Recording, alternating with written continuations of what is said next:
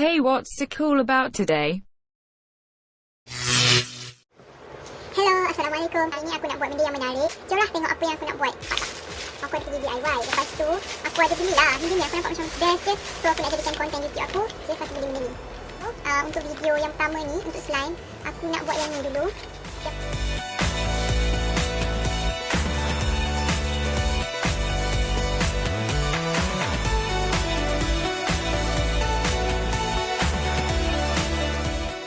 Korang boleh beli dekat D.I.Y. Cara-cara nak buat dia memang senang sangat-sangat. Korang boleh tengok ni. Nampak tak? Dia ada bagi glue dengan dia ada bagi dia punya liquid untuk jadikan slime. So korang juga jangan lupa sediakan bekas untuk masukkan slime nanti. Sediakan bekas untuk nak kacau slime nanti. And then sudu, aku ambil sudu kecil je. Lepas tu jangan lupa sediakan bekas juga ya.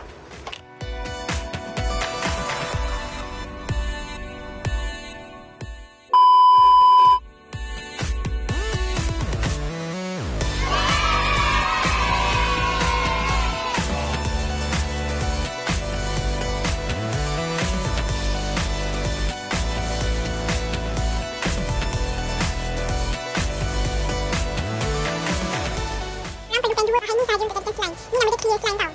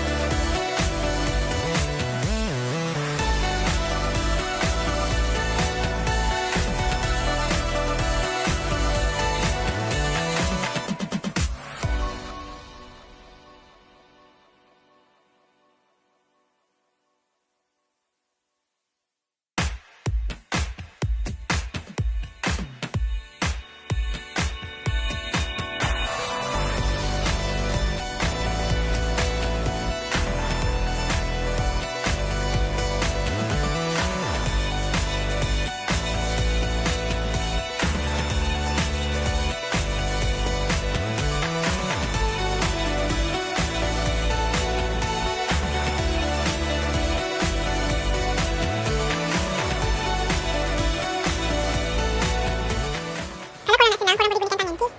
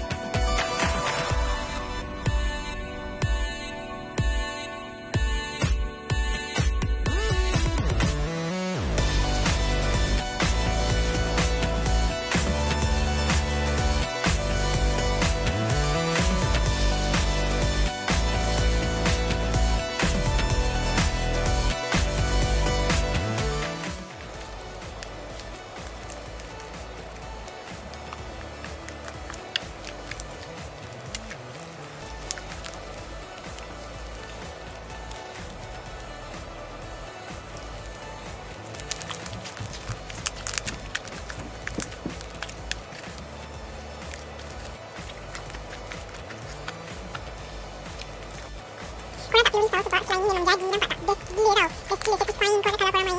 So kalau korang mau slime kat rumah, why not korang cuba buat benda macam ni.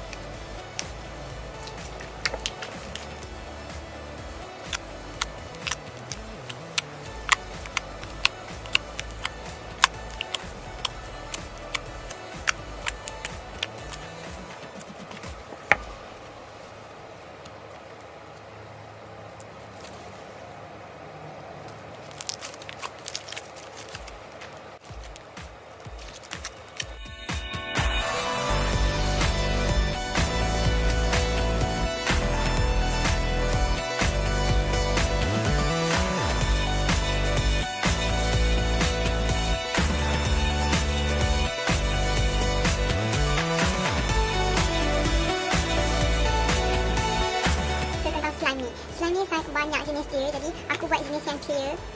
Cuba juga sebab punya dua bahan ni je boleh jadikan slime yang best macam ni. Pakai dekat D.I.Y. Harga dia RM8.50 saja dan korang boleh buat sendiri. So, hantar next video untuk video yang kedua iaitu video slime untuk glitter pula yang aku beli dekat D.I.Y juga. So, jangan lupa tengok, okay? Bye!